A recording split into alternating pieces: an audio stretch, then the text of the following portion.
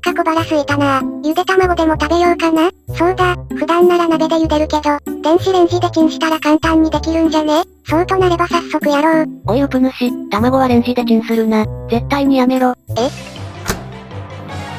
温め始めちゃったんだけど。何してんだお前、卵をレンジでチンしたらどうなるか知らないのか。どうなるの？爆発するぞ。マジで？